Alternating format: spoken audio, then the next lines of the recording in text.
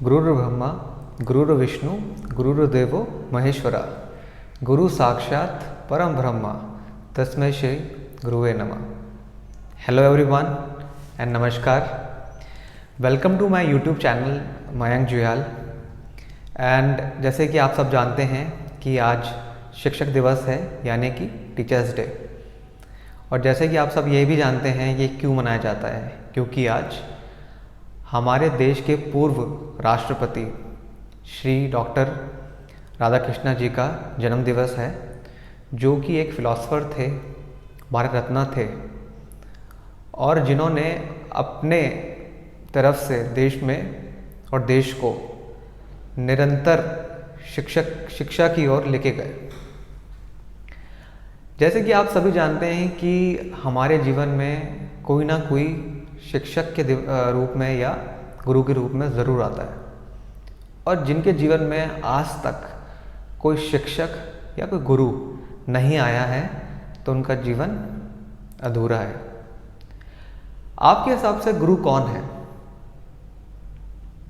मैं आप सबसे प्रार्थना करता हूँ कि आप बिलो जाके कमेंट करें, पर मैं मानता हूँ कि शिक्षक और या गुरु वो हैं जो कि आपको अंधकार से प्रकाश में लेके जाते हैं, रोशनी में लेके जाते हैं और आपको एक सही राह दिखाते हैं।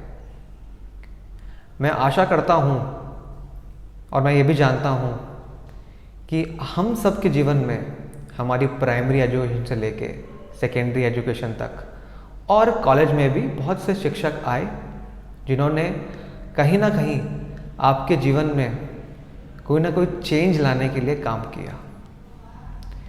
पर हम जब शिक्षक हमें पढ़ाते हैं और जब हम पढ़ते हैं तो हमें उस टाइम कुछ ऐसा लगता है कि बस हम इस जीवन से जल्दी जल्दी बाहर निकलें और अपना कोई व्यवसाय करें। पर जैसे ही हम व्यावसायिक जीवन में आते हैं तो हम ये याद करते हैं कि हमारा छात्र जीवन कितना अच्छा था। आजकल की fast paced life, stressful life में हमेशा हर किसी को यही याद आता है कि शिक्षक जीवन बहुत ही अच्छा जीवन था।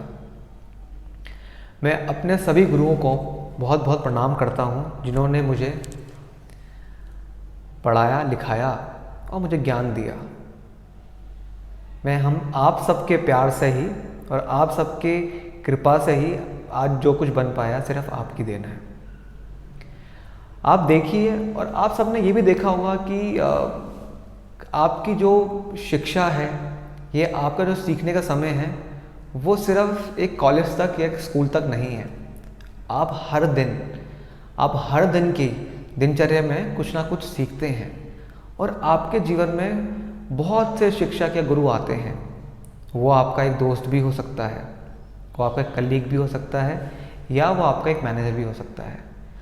आज के मॉडर्न इंडिया में जहाँ टेक्नोलॉजी इतनी ऊपर चले गई है, जहाँ पे आज शिक्षा भी एक टेक्नोलॉजी के माध्यम से कराई जाती है, जिसे सबसे पहले शिक्षक ही समझते हैं और उसके बाद वो अपने छात्रों को समझाते हैं।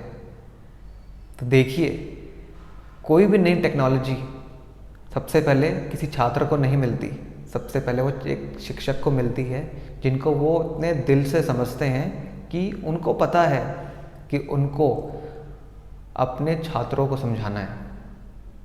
तो जो शिक्षक जीवन है वो बहुत ही कठिन जीवन है। आपके सामने खड़ा एक शिक्षक अपनी पर्सनल लाइफ को परे रख के आपको पढ़ाने आता है, तो हमें उनका आदर करना चाहिए, उनको अपना प्रेम देना चाहिए और उनको रिस्पेक्ट हमेशा निरंतर देनी चाहिए। चाहे आप शिक्षक जीवन से निकल के बाहर भी आ जाए, तब तक आपको उनको अपना प्रणाम और अपना रिस्पेक्ट देते रहनी चाहिए। एक बात करते हैं, जैसे कि मैं अपनी बात करता हूँ। मैं जब अपने छात्र जीवन से और मैंने अपना पोस्ट ग्रेजुएशन करने के बाद में बाहर गया, तो मैं अपने व्यवसाय जीवन में जैसे ही एंटर किया तो मुझे बहुत सी कठिनाइयाँ आई। मुझे लगा कि ये जीवन मेरे लिए नहीं बना।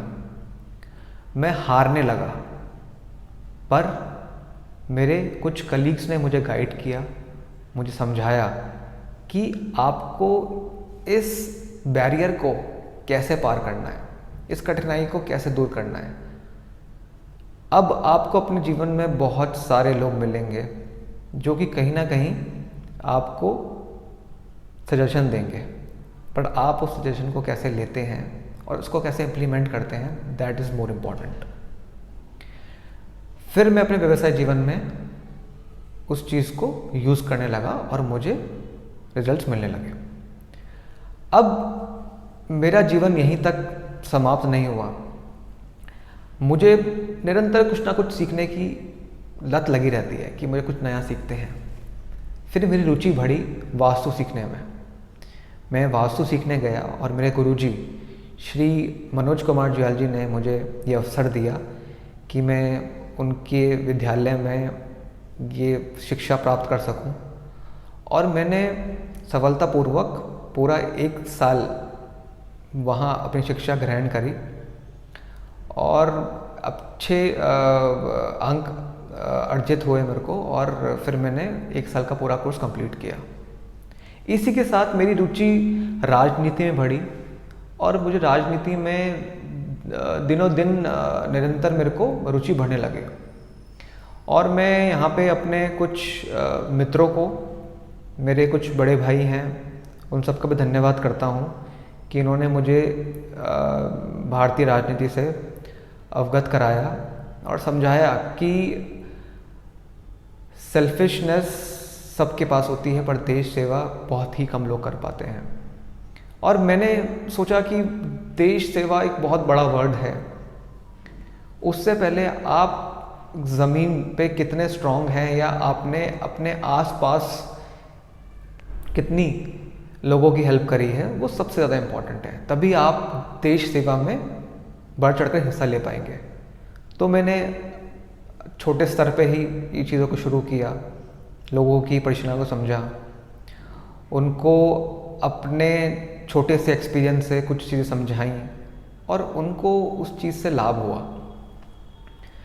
और मेरा जो राजनीति में आने का मन जो बना, वो कुछ हमारे भारतीय जनता पार्टी के कुछ बहुत ही बड़े नामी ग्रामी मंत्री श्री अरुण जेटली जी की स्पीच सुन के भी मेरा बहुत ही मेरी रुचि बढ़ी राजनीति में आने के लिए। और मैं वर्तमान में मेरी एक बड़ी बहन हैं श्री नुपुर शर्मा जी, मैं उनका भी बहुत बहुत धन्यवाद करता हूँ कि वो भी उन्होंने मुझे प्रेरित किया है कि राजनीति क्या है और उसको किस ढंग से अपना एक कार्य बनाया मैंने उसको भी। और मैं चाहता हूँ कि मैं आगे देश सेवा में निरंतर अपना योगदान देता रहूँ और देश सेवा में ही अपना जीवन का अंत भी करूँ। तो मैं आप सबसे जानना चाहता हूँ कि आपके जीवन में बहुत से गुरु आए होंगे, बहुत ही शिक्षक आए होंगे, और उनमें से कई आपके बहुत प्रिय शिक्षक होते हैं जिनको हम अपनी ज़िंदगी भर नहीं भूलते, और उनका ही हम उदाहरण हमेशा अपने मित्रों, अपने परिवारों के लोगों को देते रहते हैं कि मेरी वो शिक्षिका थी जिन्होंने मेरे को यहाँ और इस ऐसी जगह से निकाला, और आज जहाँ मैं पहुँचा हूँ सिर्फ उनकी देन है। तो सबसे पहले मैं पूरी जितने भी मेरे गुरु हैं और जितने भी शिक्षक रहे हैं, पूरी फर्टिनिटी को मैं अपना बहुत बहुत नमस्कार और अपना प्रणाम उनके चरणों में रखता हूँ।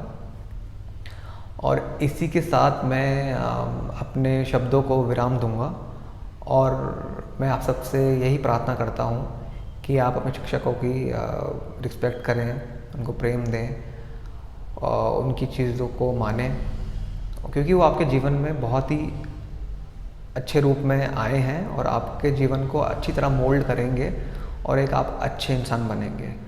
अगर आपको ये वीडियो अच्छी लगी तो इसे लाइक कीजिए, do comment below and subscribe to my channel. I have just started my channel and I hope you will show some love to my channel. Thank you so much and namaskar.